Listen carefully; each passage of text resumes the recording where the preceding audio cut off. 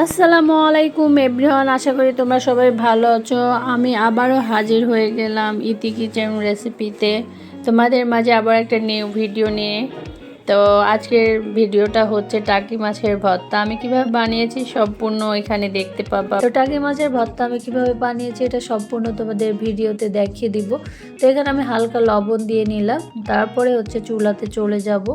এখানে হচ্ছে কিছু অল্প পরিমাণে তেল নিয়ে এটাকে ভালো করে ভেজে নিব এবং ভেঙে দিব সম্পূর্ণ, দেখতেই পাচ্ছ।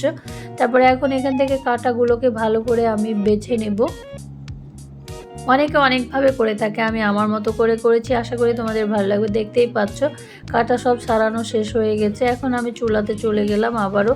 এখানে দিয়ে দিলাম সরিষার তেল, দিয়ে দিলাম কুচি পেঁয়াজ, তারপরে একটু ভালো করে নেড়ে চেড়ে নিব। তারপরে এখানে দিয়ে দিব রসুন কুচি এবং হচ্ছে মরিচ কুচি। তারপরে আবারও একটু ভালো করে নেড়ে নিব। তারপরে দিয়ে দেবো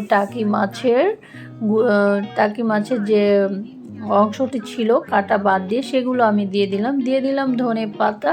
তারপর এটাকে ভালো করে ভেজে নিব সুন্দর করে। যেগুলো এক আধটা কাটা থাকলে ওইটা হচ্ছে ব্লেন্ড করব, যেহেতু ওটা গলে যাবে। তো এ হচ্ছে আমার এই টাকি মাছের প্রসেস। দিয়ে দিলাম অল্প পরিমাণে লবণ।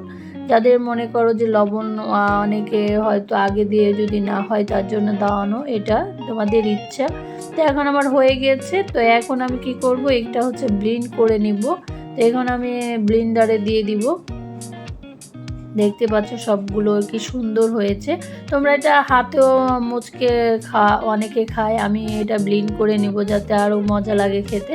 এই যে দেখতে পাচ্ছ তৈরি হয়ে গেছে টাকি মাছের ভর্তা। এখন আমি সুন্দর করে গোল গোল করে হাতে সুন্দর করে গোল গোল করে নিব, দিয়ে একটা বাটিতে তোমাদেরকে দেখাবো। দেখতেই পাচ্ছ এখানে আমি 5টার মতো হলো টাকি মাছের ভর্তা হয়েছে। অনেকেই কিন্তু টাকি মাছের ভর্তা তোমার এমনি হাতেই কুচলে খায়, আমি এটা বেশি মিশিং করে ফেলেছি। যাই হোক, যাদের যাদের যার মন হবে তারা ওইভাবেও খেতে পারবে, এইভাবেও খেতে পারবে। তবে আমার কাছে এটা বেশি বেটার মনে হয়েছে, বা এটা আমার কাছে ভালো লেগেছে, আমি তাই বানিয়ে ফেললাম। আশা করছি তোমাদের ভালো লেগেছে। যদি ভালো লাগে তো চ্যানেলটিকে সাবস্ক্রাইব, লাইক, কমেন্ট, শেয়ার করে সাথে থাকবে। ধন্যবাদ সবাইকে।